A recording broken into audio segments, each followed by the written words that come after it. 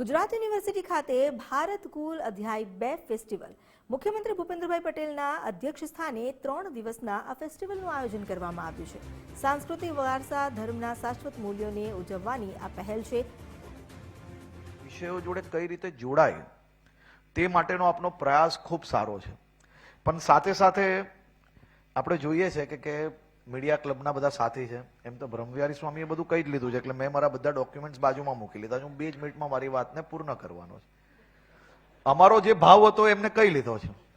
અમારે બહુ બોલવાની હવે કઈ જરૂર રહ્યું નથી. થોડું તમે એ બી સારું કહ્યું કે પોતાની જાતને બી પ્રશ્ન આપણે પૂછવો જોઈએ, કારણ કે આજકાલ એવું થઈ ગયું છે કે ઘણીવાર ભાવ બાજુમાં રહી જાય છે ને ઈગો વધારે આગળ આવી જાય છે. તમે દરરોજ જે વાંચો છો એ જરૂર નથી કે એમનો ભાવ છે, કારણ કે આ તો બધાનો ભાવ રાજ્ય પ્રત્યે સમર્પિત જ છે. એમાં કોઈ ફરક નથી, ભાવમાં કોઈ ફરક નથી. ઘણીવાર ઈગોના હિસાબે બી અમુક વસ્તુઓ થઈ જતી હોય છે, પણ ઈગો તો કેવું છે કે 1-2 દિવસની વાત હોય, 30 દિવસ બધું બરાબર જ હોય. અમારા લોકોની દોસ્તી એ કટિબદ્ધ છે, એ અતૂટ છે, અદ્ભુત.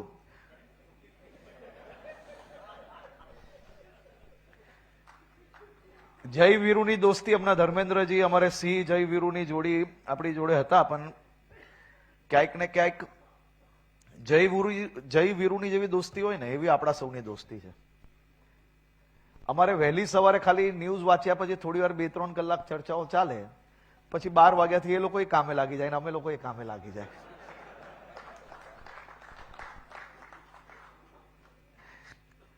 પરંતુ એક વસ્તુ તમને હું જરૂરથી કહેવા માંગીશ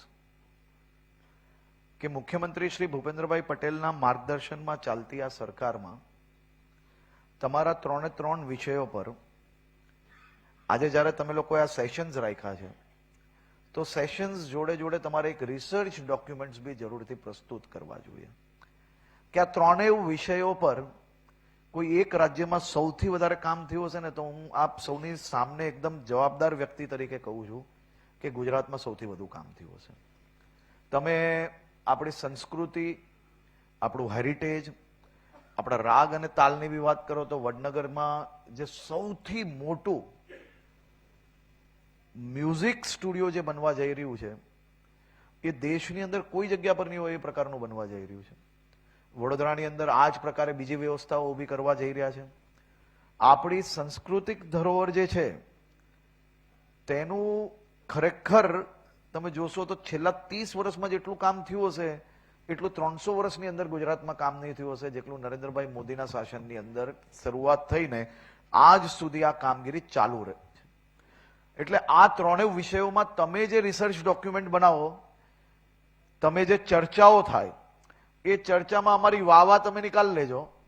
એના સિવાયના તમારી પાસે જે કંઈ સજેશન આવે એનું એક ડોક્યુમેન્ટ બી જરૂરથી સરકારમાં આપજો, જેથી આપણે આ વિષયને માત્ર આ કોન્ફરન્સ પૂરતું જ સીમિત નહીં રાખીએ. આપણે આવનારા દિવસોમાં એના સજેશન્સને સરકારના કાર્યોની અંદર કઈ રીતે જોડી શકીએ તે માટે બી આપણે પ્રયાસ કરશો.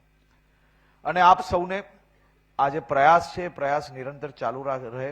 અને આ જ રીતે અહીંયા સંખ્યા ભલે ઓછી હશે, પરંતુ આ જ સંખ્યા એવી છે કે જે રાજ્યના ખૂણે ખૂણે રાજ્યના તમામ નાગરિકો સુધી એમના વિચારોમાં, એમના કાર્યોમાં આ 3 વિષયો છે એ એના નિરંતર જીવનની અંદર એની આદત કઈ રીતે બની શકે, એનો ભાવ કઈ રીતે બદલી શકો, તેમાં બી આપ સૌ લોકો આવનારા દિવસોમાં પ્રયાસ કરશો એવું હું 100% માનું છું.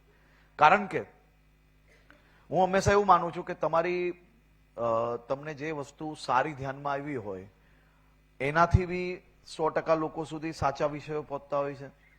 તમને જ્યાં અમારી ભૂલ નજર આવી હોય ત્યાંથી બી અમે શોધીને એનું નિરાકરણ શોધીને લોકોના નિરાકરણ સુધી અમે લોકો પહોંચતા હોઈએ છીએ.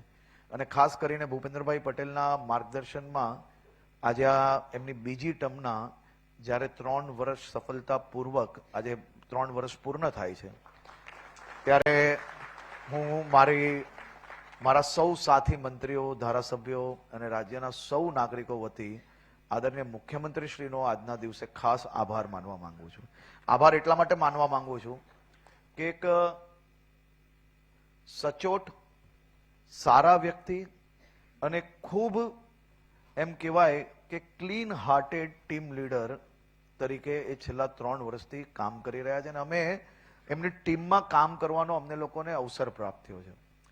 દરેક જગ્યા પર ટીમ લીડર પર બધી જ વસ્તુ નિર્ભર રહેતી હોય છે અને ટીમ લીડરે જ્યારે ટીમને વિશ્વાસ રાખીને, અહીંયા બેઠેલા સૌ એડિટર્સને જો પોતાના રિપોર્ટર પર વિશ્વાસ ના હોય, રિપોર્ટરને વિશ્વાસ